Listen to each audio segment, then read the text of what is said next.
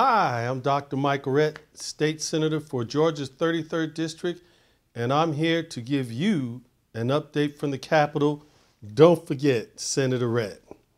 Yesterday marked the 28th legislative day of the General Assembly of Georgia 2018 legislative session. This is a day that is known as the crossover day. This day is a crucial deadline for both the Senate and House chambers.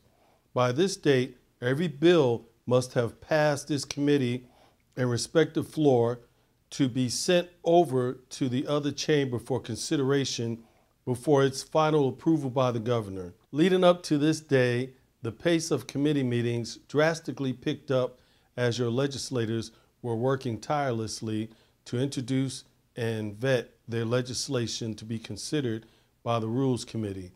With crossover day now behind us, I am very pleased to announce that 3 of my bills passed the Senate floor and will now be considered by the House of Representatives.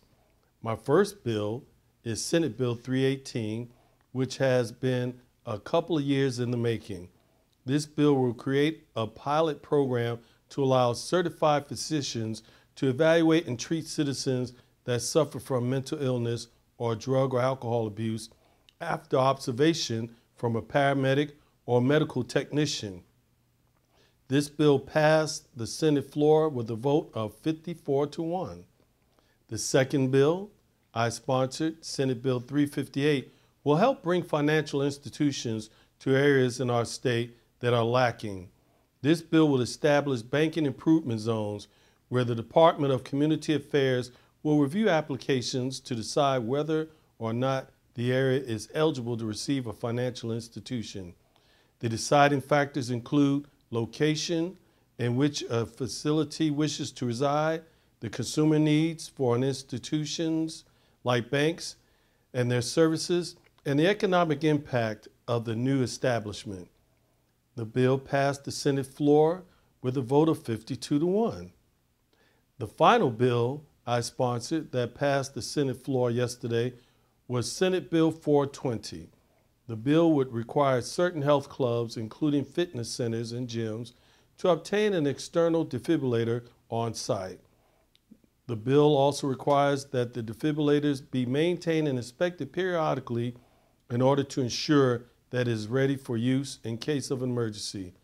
This bill passed the Senate floor with a vote of 42-11, and I'm very happy to say that. All of these bills are beneficial to Georgians throughout our state and passed the Senate floor with bipartisan support. I look forward to seeing these bills move through the legislature and being turned into law. If you ever have any questions regarding legislation or any concerns you want to address, please contact my office and I will be happy to help you in any way I can. Thank you for allowing me to serve District 33 and the state of Georgia, and I will continue working my hardest to introduce and support legislation that will serve you best. And as usual, don't forget Dr. Rhett.